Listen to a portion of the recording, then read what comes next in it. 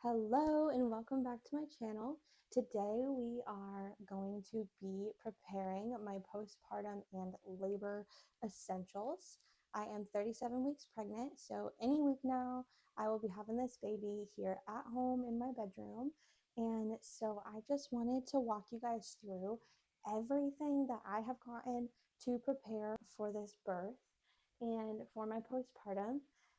As a second time mom, there's a lot of things that I wish I had last time, a lot of things that I absolutely love that I had last time, and then things that like I had last time that I didn't use. Let's just get right into it.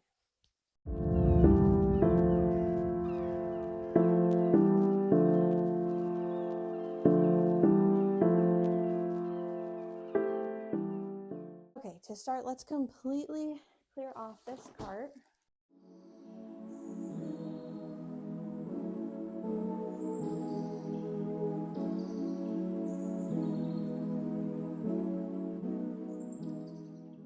Along with the cart, I also have this little basket. This is going to be more for baby essentials and less me, so that it can get kind of brought around. And so, okay, let's get started. This is a lot of stuff. So for the top, let's go ahead and, I got this from Target. I'll link it in my LTK, as well as these little baskets from Target. I think these just like fit, these go so well, and it's so helpful to add a little bit extra space. So my tried and true favorite things that I had last time were the Earth Mama perineal spray and the Earth Mama perineal balm. So both of these things were so much better than the Tux pads. These were better than the Dermaplast. The spray is really nice for the first few days when you're too scared to like touch anything down there. And then I kind of realized though that the balm is the powerhouse. Like it is what actually numbs. Like the spray is nice and soothing at first, but the balm has more of a long lasting numbing effect. And so as soon as I was comfortable trying to like touch anything down there, the balm was a lifesaver. The spray can be sprayed upside down. And both of these things are also great for hemorrhoids. So these I would 100% recommend to anybody to have postpartum. I also really enjoyed the Earth Mama nipple butter. Those first few days up to like a week nursing, like I'm not gonna lie, it is painful.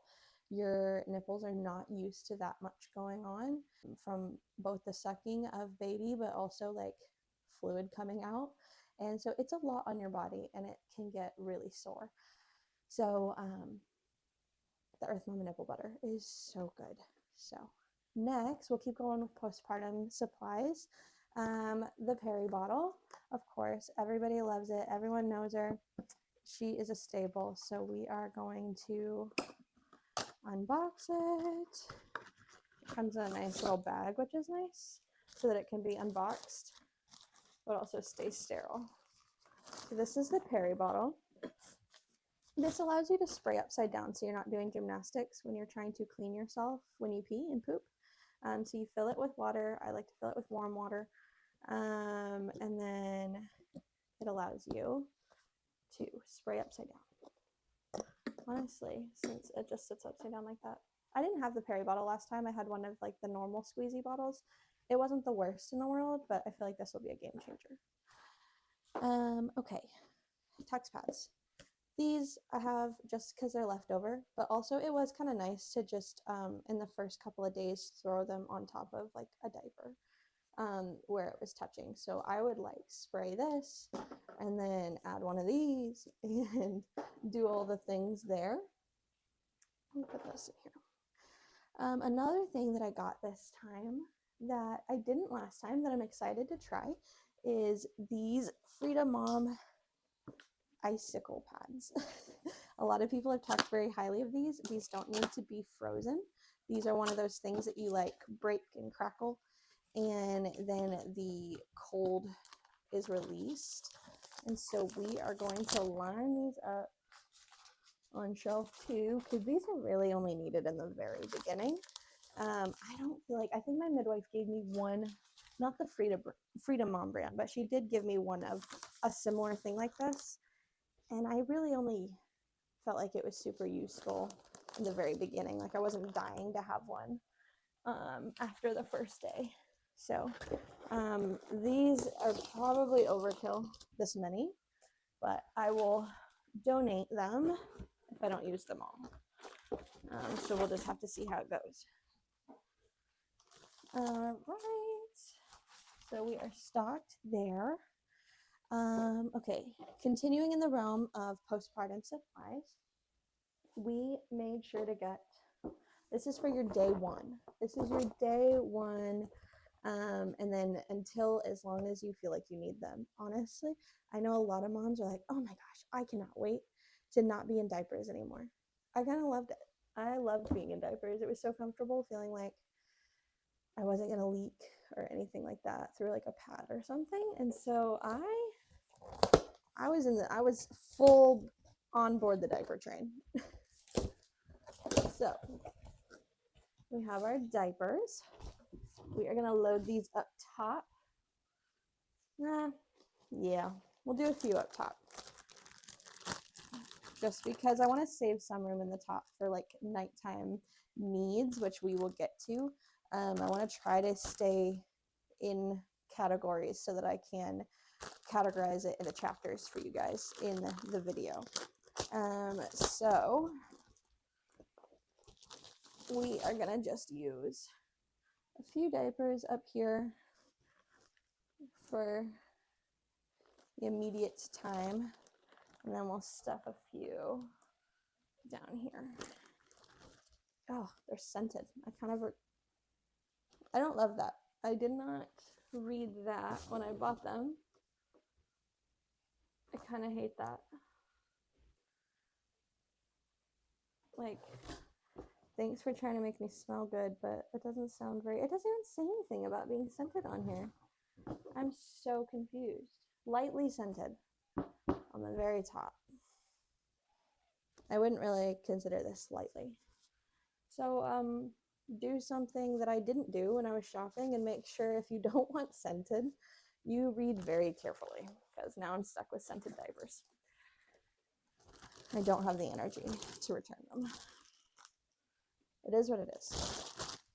Okay, moving on to postpartum supplies. So step 2 that I got for when we are done bleeding a ton and we can slow it down a little bit, we got super big maxi pads. So these will be like what we move on to, or honestly, maybe add one in with the diaper on the first day. It's a lot of bleeding. It's a lot on the first day. And so I am not gonna lie, adding in a pad would not be the worst thing in the world. Let's have some fun and we'll put them in this little container. These little guys.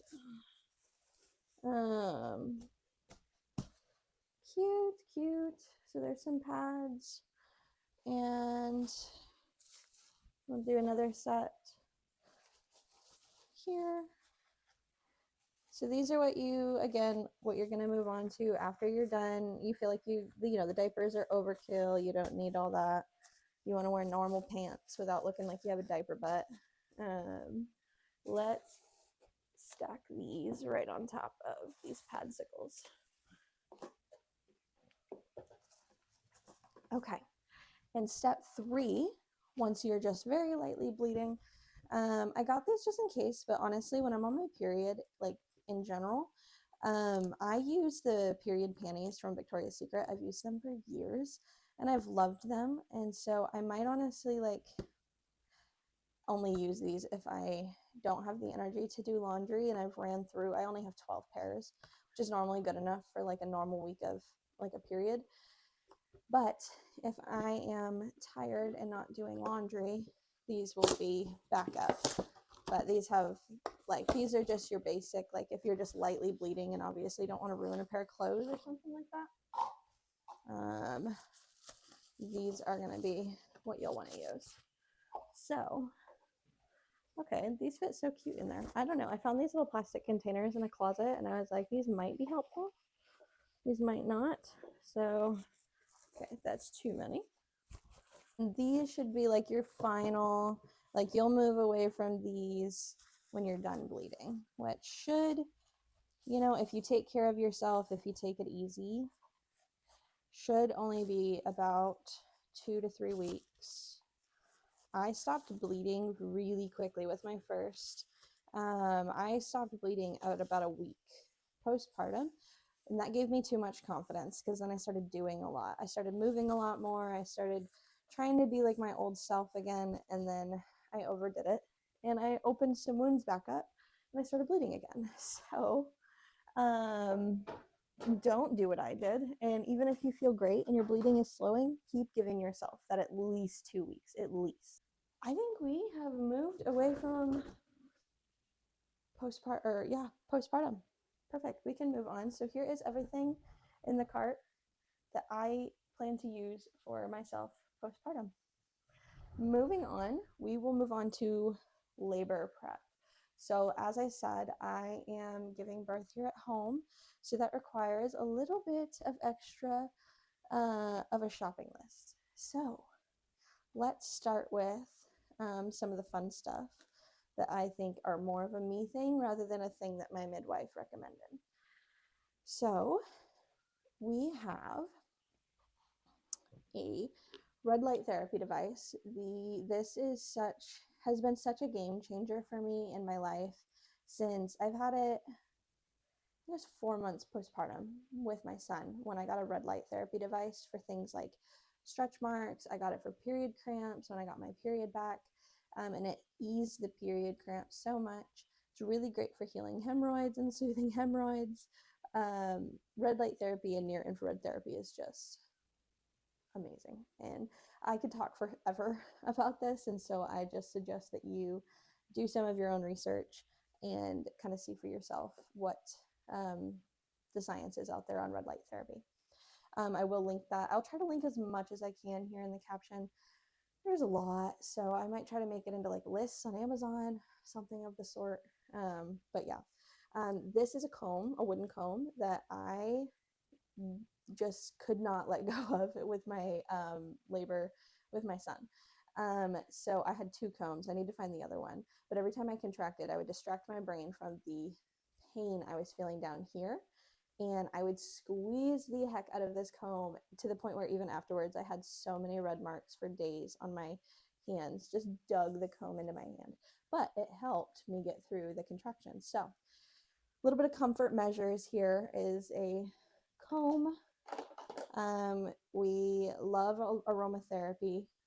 So I have some essential oils to sniff to try to, oh, that smells so good. Try to soothe my nervous system while I'm laboring. And then, yes, so we have a fan. I have two fans technically because I think it's important to have a backup fan. If you have a really long labor, like I did for my first one, I have a 17-hour active labor. This fan is not going to stay on for 17 hours. So you're going to want to charge it. Well, what are you going to do while you're charging it? Whether you're in a hospital room or at home, you're going to want a fan. And so get two so that you can have one charging and one in use. I have another fan. I just need to find it. But here is a handy dandy fan. This will also be, and then it doubles as like you get to use it for your kid when they're born. Put it on the stroller. Look at how it just wraps right up. It's perfect. So there she is. Okay, in labor, more comfort measures, and this could be helpful postpartum too. So we'll call it in labor though. Heating pad. This is a heating pad to again soothe, comfort, anything of that sort. This is a waterproof picnic tablecloth. This is going to go on my bed. This is one of the things my midwife recommended. So when you're bleeding, of course, and you get out of the birth pool, or if you give birth on the bed, depending on how things play out, you're not going to want your sheets to be ruined with bodily fluids. So this is going to go over my sheets to be a waterproof barrier for my bed, which my midwives will then dispose of, and they take care of all the cleanup afterwards, which is so nice. And so waterproof sheet. All right. Along the lines of cleanup and trying to stay as clean as possible so there's less cleanup, we have puppy pads. These were amazing, even postpartum. So I guess these are for labor. But again, another thing that's helpful for postpartum. These were obviously when I got out of the pool and laid in bed with my son, like I laid on one of these to catch anything. But also just through the first week postpartum, I would go get in the shower. I would come back in the bedroom after showering while my son or my husband was with my son, and I would lay one of these down, and I would just lay down completely naked and let it air out. It was so nice to just like air out, and like if I started bleeding, then like at least there was something under me to catch it. Like I didn't feel like I had to hurry up and put a diaper on. I didn't want to put a diaper on while I still felt like wet from showering, but I also didn't want to like rub a lot to dry myself. So I would just lay there with my legs open and completely air out, and then these would catch anything if I bled some more. And then once I felt completely dry and ready, I would put on a diaper or a pad or something of that sort.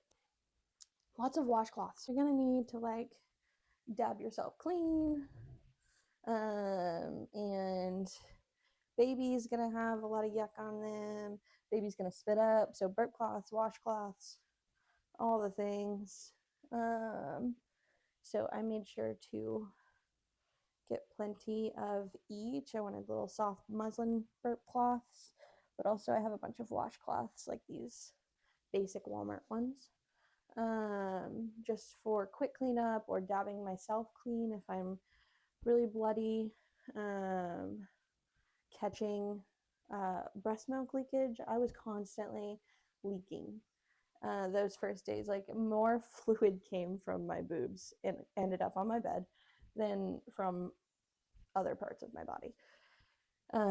So washcloths are a must. There they all are. That's our burp cloths. And these are all reused ones from when my son was born. I've used them for makeup removing and things like that. And now they're getting put into commission for labor. Okay, self-care things. Hair ties. Hair ties, yeah, I'm gonna get overstimulated. I'm gonna want my hair up. So we have no shortage of them. These can go in this little basket with all the other self-care things. Hair clips, also helpful in case I don't want to put my hair in a full-on hair tie. I just want to quickly clip it up. Okay, isopropyl alcohol. It's kind of a given. Do I need to say why alcohol might be needed? I don't have it here. I'm realizing I need it here. Hydrogen peroxide. Hydrogen peroxide gets body fluids out of fabric, things like that. So obviously helpful if I accidentally drip on my bed or a blanket. I won't be able to fit these in the cart, but an excess of towels. These are not even all of them. I want a total of 6, according to my midwife.